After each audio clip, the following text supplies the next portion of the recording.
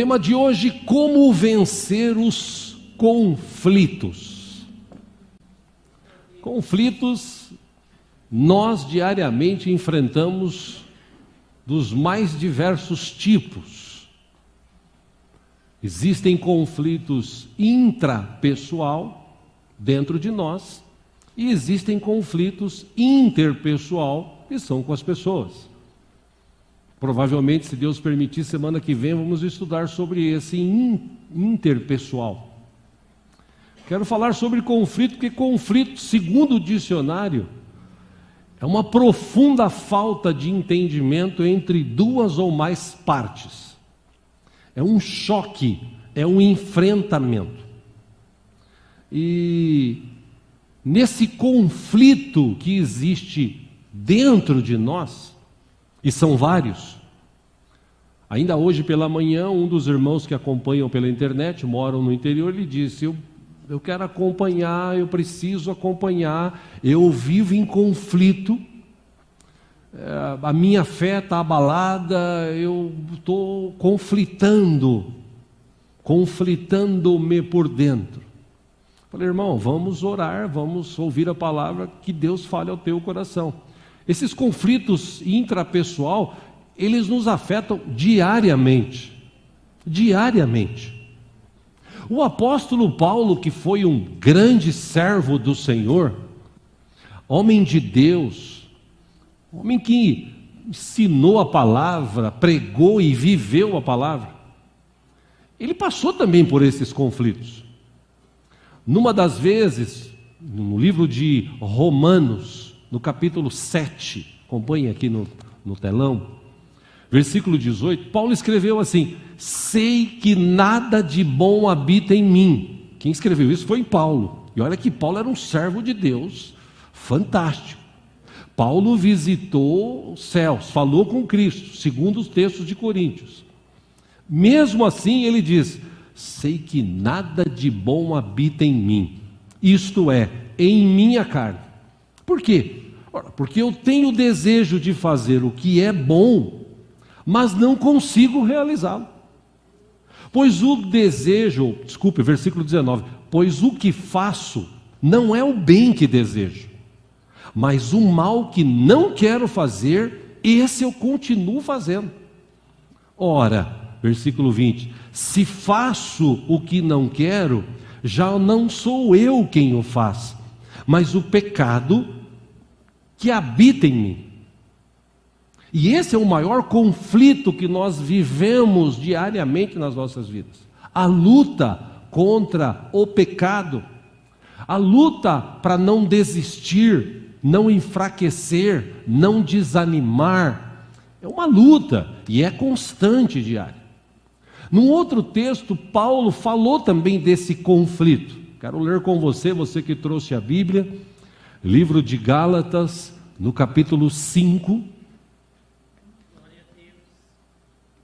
Aleluia. Ele deu uma dica, inclusive.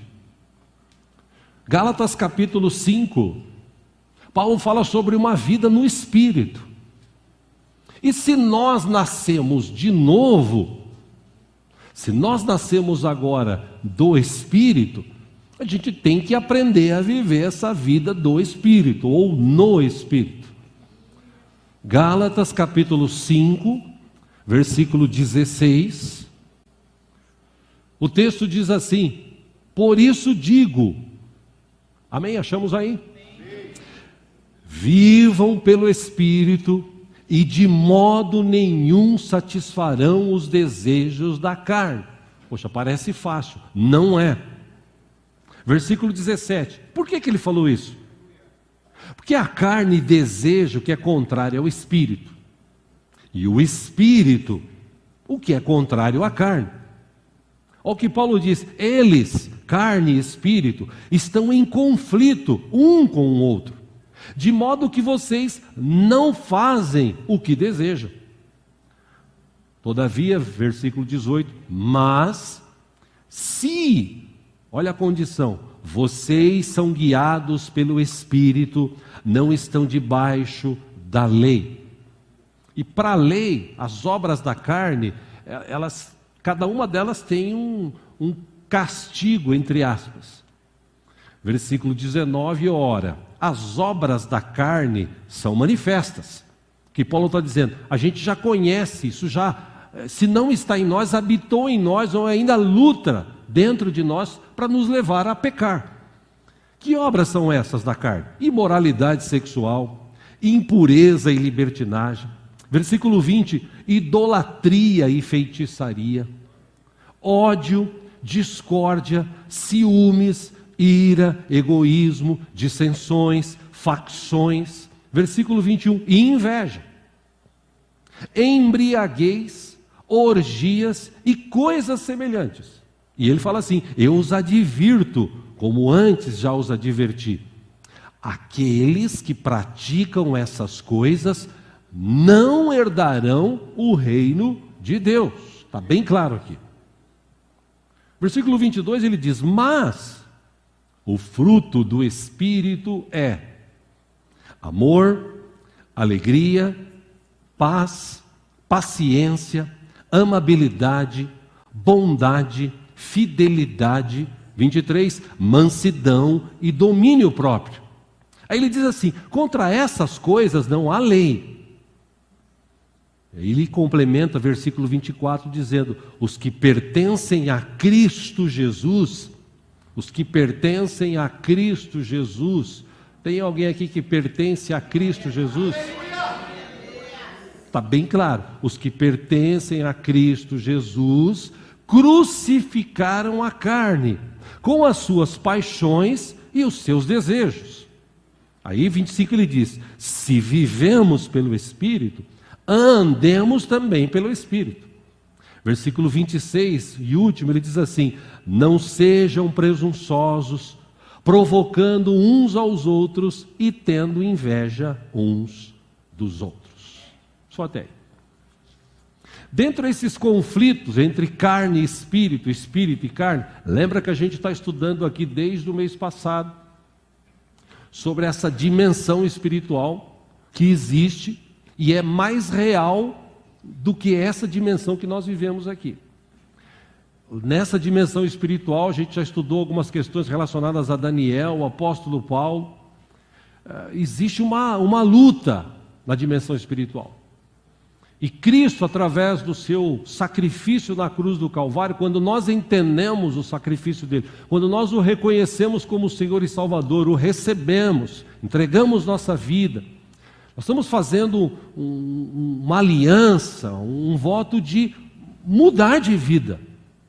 Talvez esse seja o maior problema que as pessoas não entendam hoje e por isso vivam esse conflito.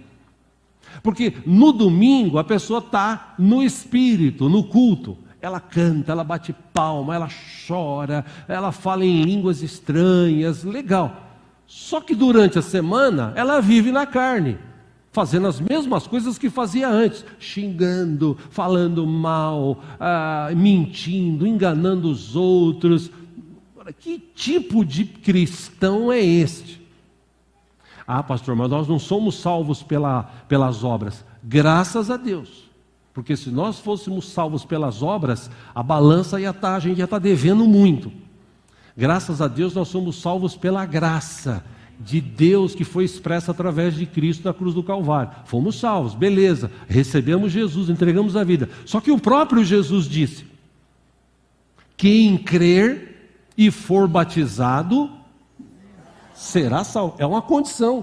Você precisa crer, ser batizado. E para você ser salvo lá na frente, no dia que eu morrer, que você morrer ou Jesus voltar, essa vida de Cristo, ela tem que estar expressa em nós. E é por isso que as pessoas não vivem, é por isso que as pessoas desistem. Ah, está colocando o jugo. Irmão, não estou colocando o jugo sobre ninguém, a palavra é clara. Jesus disse, venham a mim que estão cansados e oprimidos, e eu vos aliviarei. Tomai sobre vós o meu. Aleluia. Ué,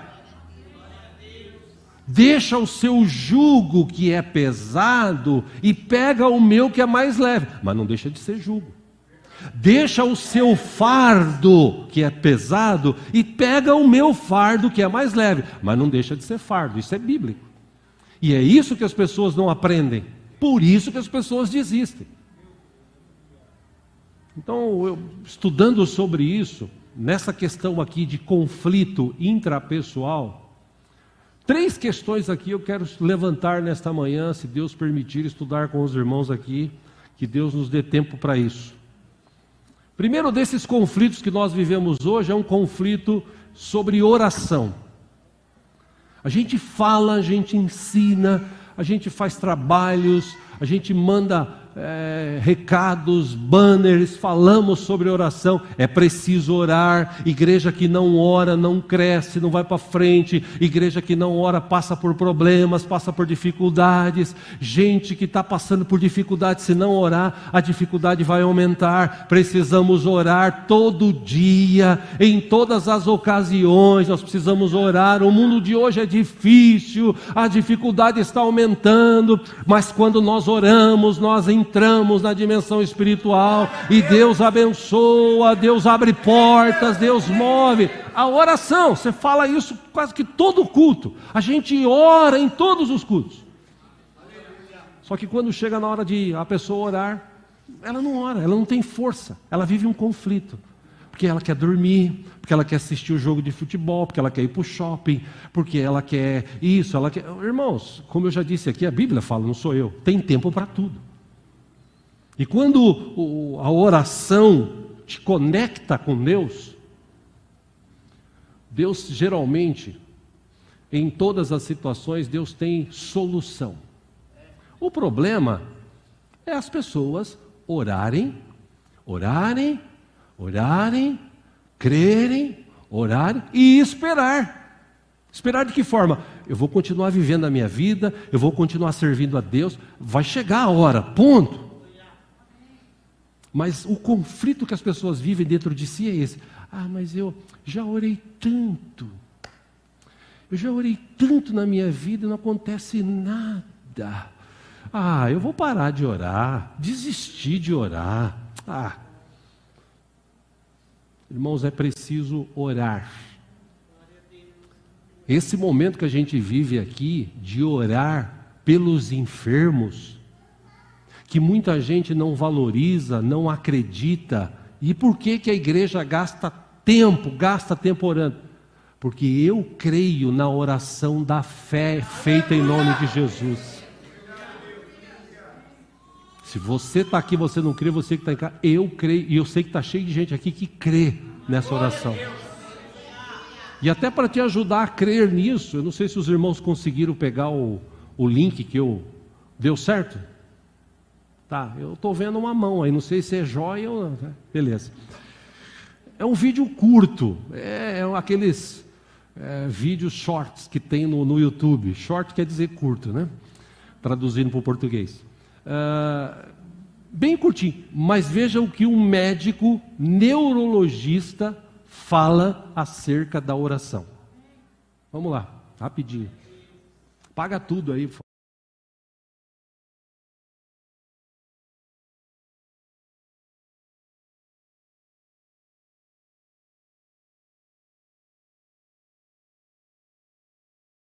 Eu sou médico, sou neurologista, né?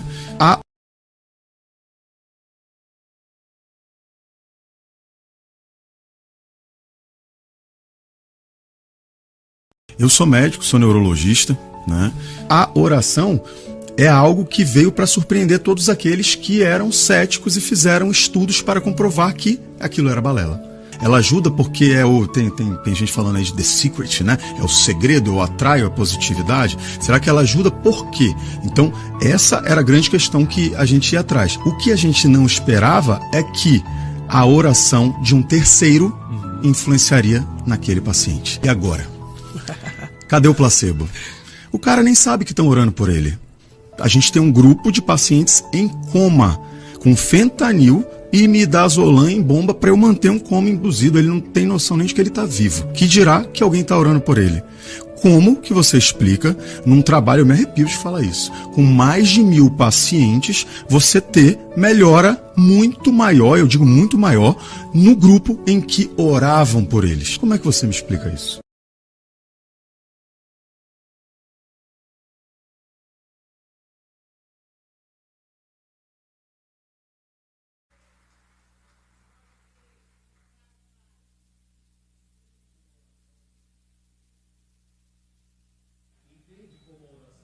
importante?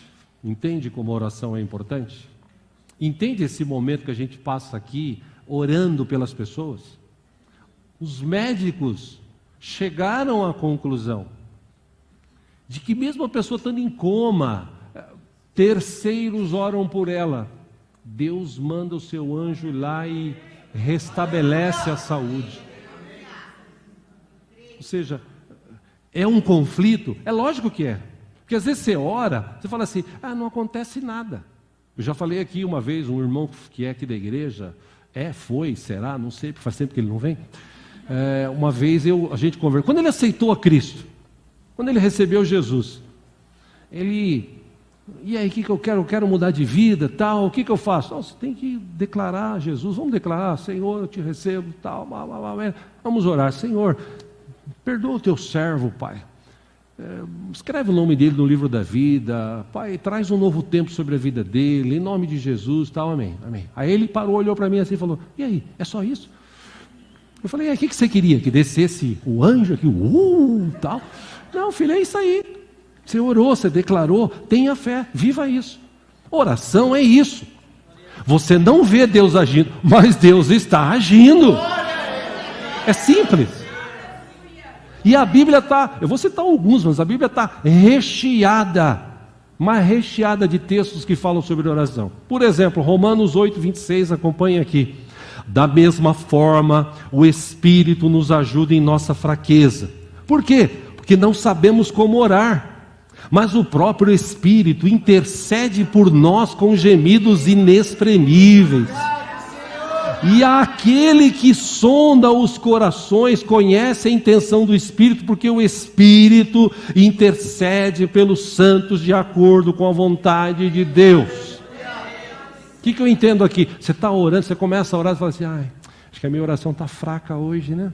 Eu estou tão desanimado. E o Espírito Santo está lá do lado do Pai falando assim, Deus, tem misericórdia dele, fortalece a vida. Eu vou lá fortalecer a vida dele. Tipo assim, o Espírito Santo falando com o Pai, não desiste dele não desiste dela não. Eu vou lá, eu vou fortalecer a vida daquela pessoa. É isso que o texto diz, que o Espírito Santo está intercedendo junto ao Pai por nós com gemidos inexprimíveis. Efésios 6,18 diz assim, orem no Espírito em todos os domingos, com toda oração e súplica. Amém? Orem no Espírito em todas. Poxa, o que é todas as ocasiões? Todas as ocasiões. Aí você fala assim, eu vou dar um exemplo tolo aqui. Você vai tomar banho. Aí você fala assim, mas eu vou orar para tomar banho? Senhor, guarda, porque teve uma senhora vizinha nossa que orou, entrou para tomar banho e caiu, quebrou o fêmur, está lá na cama se recuperando. Afetou as colunas dela. Está cheio de exemplo. O Jackson orou há pouco aqui por ela e por outra pessoa. Você fala, pastor, mas isso é 1 em 1 milhão. Vai que a tua é uma. Então em todas as ocasiões, vai comer. Senhor, abençoe esse alimento em nome de Jesus. Não, eu já orei. Eu conheci um casal, né? O marido, que Deus o tenha, fazia a compra no mercado e chegava em casa, colocava assim e orava. Deus abençoe essa compra e tal. Aí um dia eu perguntei, por que você faz isso? Não, porque aí eu não preciso ficar orando depois, né? Tal. Cada louco com a sua mania. Enfim, orem no Espírito em todas as ocasiões, com toda oração e súplica, tendo isso em mente, orando em toda ocasião, com oração e súplica, estejam atentos e perseverem na oração por todos os santos. Eu oro por você, você ora por mim. Eu oro pela tua família, você ora pela minha família. Eu oro pelo teu trabalho, você ora pelo meu trabalho. Eu oro pela tua saúde, você ora pela minha saúde, orando uns pelos outros. 1 Timóteo 2,8, Paulo diz assim, quero, pois, que os homens orem em todo lugar, levantando mãos santas. De que forma que essas mãos? Sem ira e sem discussão. Aleluia. Filipenses 4,6 diz assim, não andem ansiosos por coisa alguma, mas em tudo, pela oração e súplicas e com ação de graças, apresentem seus pedidos a Deus. E a paz de Deus, que excede todo entendimento, guardará o coração e a mente de vocês em Cristo Jesus. O que eu aprendo aqui também? Oração é importante. Oração move, oração leva o cristão para perto de Deus. Eu e você precisamos orar todo dia. Amém? Fala para a pessoa que está do seu lado, meu irmão, orar todo dia.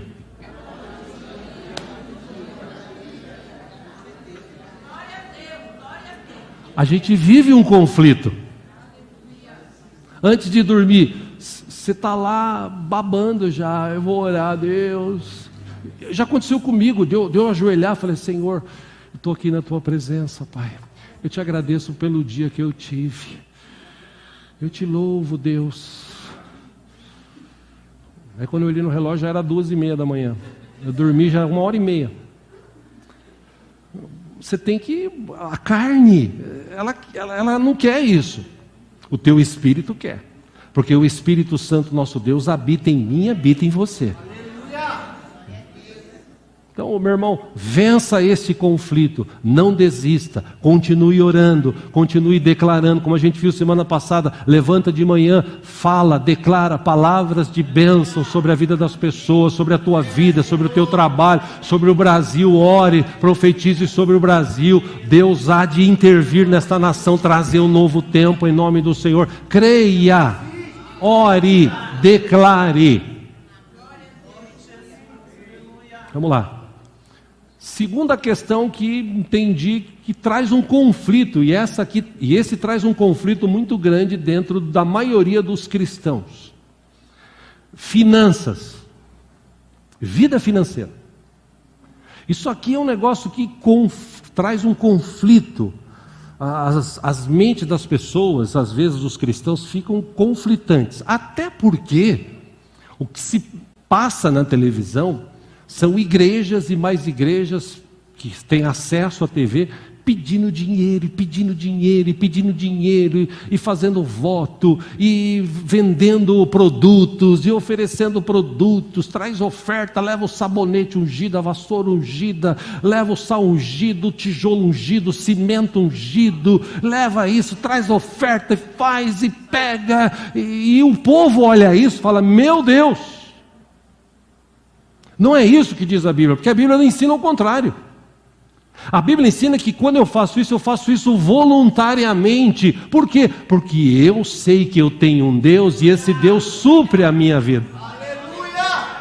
Lá no átrio, essa semana que passou, um jovem lá e falou assim, pastor, eu estou cansado de viver a vida que eu vivia. Agora eu tomei um posicionamento, eu quero seguir mesmo o Evangelho, eu quero sair daqui transformado, inclusive na minha vida financeira.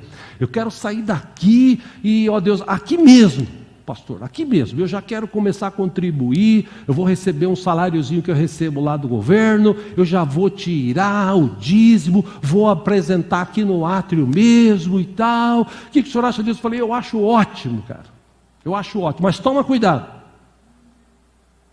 porque muita gente começa e depois para. Aí eu expliquei para ele algumas questões. Irmãos, ou nós entendemos isso e vencemos esse conflito dentro de nós, ou a gente vai ficar aí empurrando com a barriga, dando murro em ponta de faca. Por que a maioria das pessoas que estão dentro da igreja não são abençoadas financeiramente? Por quê? Pô, trabalha, porque não entendeu o propósito de servir a Deus, de agradecer a Deus. Meu irmão, minha irmã, eu falava para esse rapaz, entenda essa expressão também, Deus precisa de um mínimo para fazer um milagre na tua vida financeira. Jesus falou sobre isso, dai e ser-vos-á dado. Ah, mas eu não tenho. Você tem. Que seja um pouquinho de nada. Você tem. Deus precisa de um mínimo, Ele sabe a tua situação. Deus quer fazer milagres na vida financeira de muita gente, e às vezes não acontece, porque tem um princípio bíblico. A Bíblia nos ensina isso. No Velho Testamento, trazei dízimos e ofertas à casa do tesouro, para que haja mantimento, manutenção, e depois faz prova de mim. Se eu, Deus fala, não vos abrir as janelas dos céus com bênçãos tal, sem medida, e eu, disse Deus, repreenderei o devorador, para que não consuma o fruto do teu trabalho. Deus falando. Mas é Velho Testamento.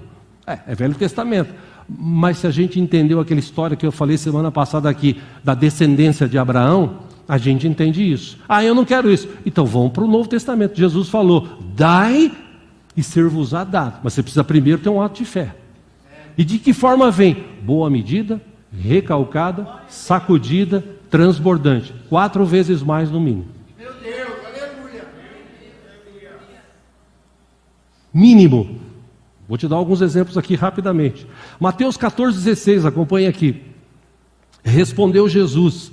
Estavam ali falando, o povo está aqui, com fome, e aí, é melhor mandar eles embora, porque não tem comida para todo mundo. Aí Jesus falou assim, não, eles não precisam ir, deem vocês algo para comer. 17, eles disseram, tudo o que temos aqui são 5 pães e 2 peixes. Aí Jesus falou o quê? Tragam-nos aqui para mim, disse ele, e ordenou que a multidão se assentasse na grama, tomando os 5 pães e os 2 peixes, olhando para o céu, deu graças e partiu os pães. Em seguida deu aos discípulos e estes a multidão. Todos comeram e ficaram satisfeitos, e os discípulos recolheram 12 cestos cheios de pedaços que sobraram. Os que comeram foram cerca de 5.000 homens, sem contar mulheres e crianças.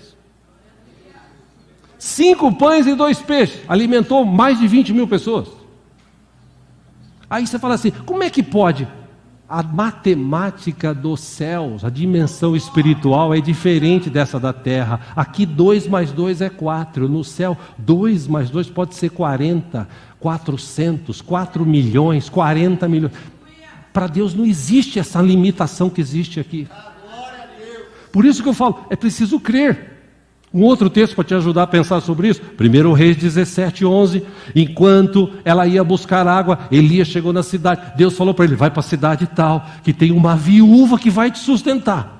O Elias falou, opa, vou para lá, viúva vai me sustentar? Que bacana, obrigado Deus. Chega lá na cidade, ele encontra a viúva e fala assim, me traz a água e por favor traga também um pedaço de pão. Aí versículo 12, mas ela respondeu, juro pelo nome do Senhor o teu Deus que não tem nenhum pedaço de pão. Aí imagina a cabeça de Elias, né? Se ele fosse que na maioria dos crentes, meu Deus, para onde Deus me enviou? A mulher está pior do que eu. Não é uma coisa ilógica, louca?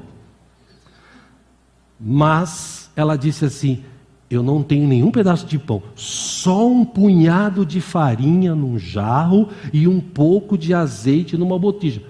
Mínimo, coisa mínima. Estou colhendo 2 gravetos para levar para casa e preparar uma refeição para mim e para o meu filho, para que a comamos e depois morramos. 13, Elias porém lhe disse, não tenha medo. Vá para casa e faça o que disse, mas, esse é um detalhe, como disse semana passada aqui, os coaches de hoje falam assim, esse é um segredo, mas, primeiro faça um pequeno bolo com o que você tem e traga para mim. Mas por quê? Porque ele era o representante de Deus ali, e depois faça algo para você e para o seu filho. Pois assim diz o Senhor, o Deus de Israel, a farinha na vasilha não se acabará, e o azeite na botija não se secará, até o dia que o Senhor fizer chover sobre a terra. Ela foi e fez conforme Elias lhe dissera, e aconteceu que a comida durou muito tempo para Elias e para a mulher e sua família. Aleluia. Mínimo. Deus precisava do mínimo. Aconteceu isso com Eliseu, vou rapidamente aqui, 2 Reis capítulo 4:1. Certo dia, a mulher de uns discípulos dos profetas foi falar com Eliseu. Ela disse assim, o teu servo, meu marido, morreu, e tu sabes que ele temia o Senhor. Mas agora veio um credor que está querendo levar meus 2 filhos como escravos. 2, Eliseu perguntou-lhe, como posso ajudá-la? Diga-me o que você tem na sua casa. Ela respondeu, tua serva não tem nada, além de uma vasilha de azeite. Mínimo. Então disse Eliseu: vá pedir emprestadas vasilhas a todos os vizinhos, mas peça muitas. Depois entra em casa com os seus filhos, fecha a porta, derrame daquele azeite, aquele pouquinho, derrame cada vasilha e vá separando as que forem enchendo. Depois disso ela foi embora, fechou-se em casa com seus filhos e começou a encher as vasilhas que lhes traziam, ou que eles lhe traziam. Versículo 6, e a mulher com aquele pouquinho, né? Qual é, o que você tem? Eu não tenho nada. Primeiro ela fala que não tem nada, mas ela tem um pouquinho de azeite. Ah, é? Só um pouquinho? Isso daí para Deus. Mas você precisa ter fé, você precisa apresentar. Não tá bom. E ela começa a encher. Enche uma vasilha, traz a outra. Mas só tinha um pouquinho, encheu um balde. Traz a outra. E traz a outra. E traz a outra. O texto diz: ela foi e contou tudo para o homem de Deus, que lhe disse: vá, venda o azeite, pague suas dívidas, e você e seus filhos ainda poderão viver do que sobrar. Que quando Deus faz, a Bíblia diz isso, Deus faz infinitamente mais. O problema é vencer esse conflito interno. Porque eu ir para a igreja, levar o dízimo do meu salário, o que é dízimo? É 10%. Nossa, eu ganho 2 contos, vou levar R$200. Até que dá para levar. Mas quando eu ganhar 10 contos, dá R$1.000 de dízimo? É muito dinheiro. Será que o pastor vai fazer com os R$1.000 que eu der de dízimo? Ainda bem que aqui ninguém pensa assim, né? Só nas outras igrejas, claro. Mas esse conflito as pessoas vivem diariamente. Porque uma vez que você vence, você está no Espírito, você vence. Você tira a parte, você dá oferta, você abençoa pessoas. Por quê? Porque você sabe que você tem um Deus por trás, dono da prata e do ouro, que abençoa, que enriquece, que prospera. Você não vive naquele conflito, que eu fico imaginando, porque o texto de Coríntios, 2 Coríntios diz, que quando você vier para a igreja, traga a sua oferta, o seu dízimo, premeditadamente. Não é para chegar na igreja e falar assim: hoje eu estou sentindo de dar. Aí abre a carteira, pega lá, tem 50 para o shopping à noite, né? O cinema. Tem 20 é para o frango. Aliás, logo nós vamos ter frango assado aqui na igreja para vender. Né? E não vai ser 20 não, vai ser um pouco mais caro. Não tem mamata não. Pega de 10 reais, tá bom, né? Mas tem 2 de 5, eu vou dar uma de 5 de oferta. Não tem problema. Vai pela tua fé. É igual aquele menino que o pai deu para ele 2 moedas de R$1. Ele falou: uma é tua, a outra é de Deus. Todo feliz, ele foi para a igreja, no meio do caminho ele trupica, uma moedinha cai no bueiro. Aí ele fala: papai, a moeda de Deus foi embora.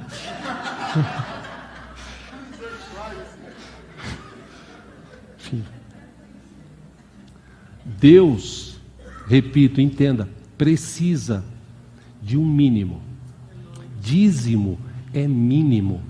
De 100, você tira um mínimo e devolve para Deus. Porque Salmo 24 diz que tudo que tem na terra pertence a Deus. Deus é tão bom que Ele permite a gente de viver, de usufruir de tudo que tem aqui. Mas infelizmente hoje muitas das pessoas ainda vivem com esse conflito. E se você começar a entender a dimensão espiritual, meu irmão, você dá 10% que seja do teu salário, você dá uma oferta para a igreja, você vai ver o que Deus vai fazer na tua vida. Não acredite no que acredite na palavra. Porque Deus falou. É a única coisa que a Bíblia diz que Deus permite fazer prova dele. Traga dízimo e oferta na casa do tesouro para que haja mantimento. Essa tradução diz manutenção. E depois você faz prova de mim. Se eu não vou abrir as janelas dos céus com bênçãos tal, sem medida sobre a tua vida. Agora, o conflito, a maioria das pessoas vive. E eu estou te falando isso porque Irmãos, vença isso na tua vida. Vença esse conflito. Seja um ofertante, seja um dizimista. Não tenha medo de ser feliz, porque você será feliz e abençoado. Tá? Pastor, você está falando que isso que a igreja precisa de dinheiro? Não, irmãos, você sabe, a igreja tem uma despesa mensal aqui, e não é barata. Só de aluguéis e IPTU é quase 18 mil, em tudo que a gente tem aqui. A igreja precisa de pessoas que entendam isso e vão além. Porque além de tudo isso, a gente ainda ajuda o Centro de Recuperação Átrio, a gente ajuda pessoas, famílias, pastores, a gente ajuda. Então, entenda, coitada da igreja, eu vou ajudar. Não, irmão, a igreja não é coitada, essa obra é de Deus, de alguma forma Ele sustenta. Entenda você, que a Bíblia diz, Deus ama quem dá com alegria. Quando você vier para a igreja, vem assim, glória a Deus, eu vou poder entregar o meu dízimo e minha oferta. Nesse momento de oração, é a hora, como eu falo sempre aqui, apresente-se diante de Deus. De que forma? Senhor, estou aqui, hoje eu não tenho dinheiro, mas eu já trouxe esse mês uma oferta, eu já trouxe o meu dízimo, hoje eu trouxe o meu dízimo, Deus, eu te agradeço, Senhor, porque o Senhor me deu saúde para eu trabalhar e ganhar esse dinheiro. Obrigado, Deus, que seja bem administrado na tua obra, que abençoe este lugar para a glória do Senhor. É o momento de orar, de falar com Deus. Enfim, vença isso em nome de Jesus no teu coração. Eu sei que é um conflito no coração de muito crente. Por último, se Deus nos permitir, tenho 15 minutos aqui. O maior conflito que nós vivemos hoje entre nossos intrapessoal é a luta contra o pecado. A luta contra o pecado não tem sido fácil, porque o que se oferece hoje no mundo, pela TV, pelo celular, internet, a televisão. Irmãos, hoje em dia as coisas estão muito difíceis. E se nós não administrarmos esse conflito dentro de nós, a gente vai gastar muito tempo assistindo televisão, assistindo bobagem. Ali atrás tem uma pequena livraria com livros que são cedidos gratuitamente para quem quiser levar, ler e se edificar. Nós começamos esse ano de novo a leitura inteira da Bíblia. Porque graças a Deus, que quando você chegar no céu e eu chegarmos no céu, quando nós chegarmos lá, Deus não vai olhar e falar assim, você não leu a Bíblia toda, rapa. Ainda bem. Porque se fosse assim, 90% dos crentes não entrava no céu. Porque nunca leu a Bíblia inteira. Quantos anos de crente você tem? Eu tenho 5 anos. Tenho 3 anos. Eu tenho 40 anos de crente. Já leu a Bíblia toda? Não.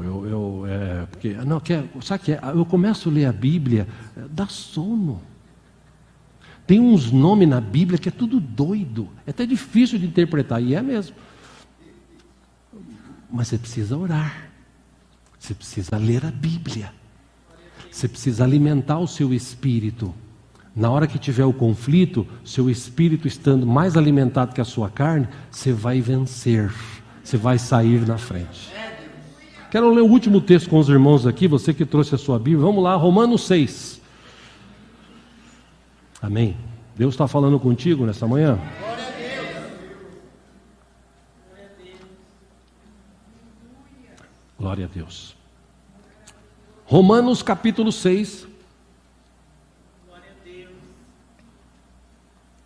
Capítulo 4, capítulo 5, Paulo está escrevendo à igreja de Roma, falando de uma vida constante, diária, no Espírito, diante do Senhor, fugir do pecado, administrar isso, vencer isso e tal. Capítulo 6 de Romanos, versículo 1, ele diz assim, achamos aí, amém? Amém. Que diremos então? Continuaremos pecando para que a graça aumente? 2, de maneira nenhuma. Aí ele afirma assim, nós, os que morremos para o pecado. Amém, irmãos? Amém. Tem cristão aqui? baseado no texto de já crucificou a sua carne? Você diminuiu os amém, você viu? Pois é para a gente pensar e vencer esse conflito. Porque ele diz assim: nós os que morremos para o pecado, como podemos continuar vivendo nele? Versículo 3: ou vocês não sabem que todos nós, que fomos batizados em Cristo Jesus, fomos batizados em sua morte? O que ele quis dizer com isso? Ele explica: portanto, fomos sepultados com ele na morte por meio do batismo. Quando a gente foi batizado, a velha natureza, a gente matou ali naquele momento do batismo. E para que isso? Assim como Cristo foi ressuscitado dos mortos mediante a glória do Pai, também nós, diga assim comigo, também nós vivamos uma nova vida. É difícil de entender isso? Versículo 5: se dessa forma fomos unidos a Ele na semelhança da sua morte, certamente o seremos também na semelhança de sua ressurreição. Por quê? 6: pois sabemos que o nosso velho homem foi crucificado com Ele. Para quê? Para que o corpo do pecado seja destruído e não mais sejamos escravos do pecado. 7: pois quem morreu foi justificado do pecado. Ora, se morremos com Cristo, cremos que com Ele também viveremos. Versículo 9: pois sabemos que, tendo sido ressuscitado dos mortos, Cristo não pode morrer outra vez. A morte não tem mais domínio sobre Ele. Aleluia. Versículo 10: porque morrendo, Ele morreu para o pecado uma vez por todas, mas vivendo, vive para Deus. Aí ele diz assim, 11: da mesma forma, se você entendeu o que Jesus passou, o que ele viveu, da mesma forma, considerem-se mortos para o pecado, mas vivos para Deus em Cristo Jesus. 12: portanto, não permitam que o pecado continue dominando os seus corpos mortais, fazendo que vocês obedeçam aos seus desejos. 13: ele ainda faz um apelo dizendo: não ofereçam os membros do corpo de vocês ao pecado como instrumentos de injustiça. Antes, ofereçam-se a Deus como quem voltou da morte para a vida. Aleluia. E ofereçam os membros do corpo de vocês a Ele. De que forma? Como instrumentos de justiça. 14 e último: pois o pecado não os dominará, porque vocês não estão debaixo da lei, mas debaixo da graça. Aqui, por certo, existe um conflito intrapessoal muito grande. A carne quer fazer um negócio, o espírito quer fazer outro. A Bíblia fala para a gente resistir ao pecado. A Bíblia ensina para a gente resistir ao diabo. A Bíblia nos ensina, nós vimos semana passada, para a gente deixar de lançar maldição sobre a vida das pessoas, sobre a nossa vida. Mas infelizmente muita gente vive esse conflito dentro do seu coração, do seu entendimento, do seu intelecto. E eu encerro aqui, irmãos, de alguma forma buscando te despertar. Porque se Jesus morreu, e Ele morreu, Ele venceu a morte quando ressuscitou, Ele venceu o pecado, porque Ele não pecou. Ele ressuscitou, Ele tem todo o poder nos céus e na terra. Ele fez uma promessa: eu estarei com vocês todos os dias até a consumação dos séculos. Então, o que falta em Cristo? Não, Hebreus 13:8, Ele é o mesmo ontem, hoje e sempre. Falta em nós. Nós é que precisamos entender que agora nós temos uma vida espiritual. Nós nascemos de novo. Algo que a princípio, quando ele foi ter com Jesus, Nicodemos, ele não entendeu. Jesus disse: você precisa nascer da água e do Espírito. Ele não entendeu, mas depois, quando Jesus foi morto, ele foi um dos caras que cuidou do corpo de Jesus, porque ele já tinha se convertido, ele tinha entendido que ele tinha que nascer da água e do Espírito. Naquele momento que a gente se batiza, naquela fração de segundos, a velha natureza morre, nasce uma nova vida em Cristo Jesus. Essa vida é espiritual, ela vai continuar lá na eternidade. Ponto. Então, se eu entender isso, se eu entender essa questão da dimensão espiritual, eu vou tomar cuidado com as minhas ações, com as minhas palavras aqui nessa terra.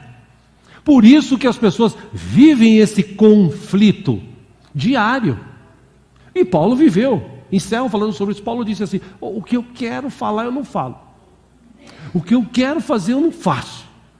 Eu quero fazer coisa boa e não consigo. As coisas ruins que eu não quero eu acabo fazendo. Teve um momento que ele disse assim: miserável homem que sou. E olha, irmãos, miserável homem que eu sou também. E se não fosse a misericórdia de Deus na minha vida, talvez eu nem estaria aqui hoje. Mas a cada dia eu tenho buscado me colocar diante de Deus, orar mais, ler de novo a Bíblia e aprender com ela e guardar no meu coração para eu não pecar. Foi isso que o salmista escreveu: escondi a tua palavra no meu coração para eu não pecar contra ti. A gente vive conflitos. Eu citei 3 aqui. Que você vença essa questão da oração, que você ore. Se Deus permitir, no final de julho vamos ter de novo 12 horas de oração aqui na igreja. Na última que tivemos, 1/3 da igreja veio. Quem sabe na próxima 2/3 venham aqui orar, escolher um horário e declarar, profetizar. Meu irmão, ore pelos teus filhos, ore pelo teu marido, ore pela tua mulher, ore pelo teu trabalho, ore pelo teu carro, ore pelo Brasil, ore até pelo teu vizinho que você não gosta muito dele, que é chato, que pega no teu pé. Ora por ele. Que Jesus falou, orar pelas pessoas e conviver com as pessoas que nós amamos é fácil. Difícil é você orar pelos outros, mas ore, seja uma bênção aonde você estiver, em nome do Senhor Jesus. 1 Coríntios 15, 57, já estou encerrando. Se você puder, fique em pé em nome de Jesus.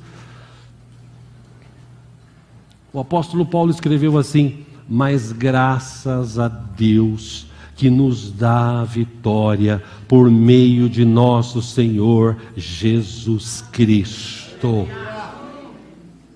Portanto, tem um complemento, que as pessoas só citam esse texto, né? Graças a Deus que nos dá a vitória por nosso Senhor, ou por meio de nosso Senhor Jesus Cristo. Portanto, se você crê nisso, meus amados irmãos, mantenham-se firmes e que nada os abale.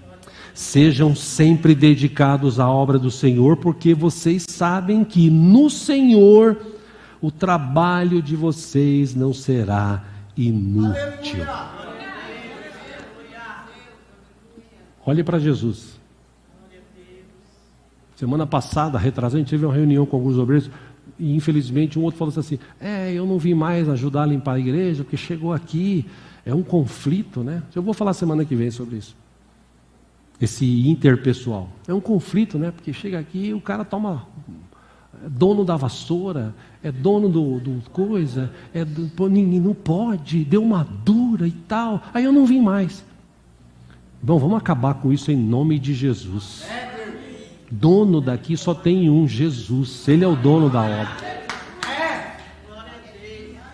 Ou a gente entende isso e pratica a obra de Deus sabendo que Ele é que vai recompensar, senão a gente vai ficar nesse conflito aí.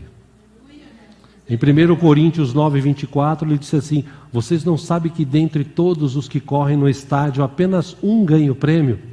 Corram de tal modo que alcancem o prêmio. Todos os que competem nos jogos se submetem a um treinamento rigoroso. Tudo bem aí, Lívia? Obrigado.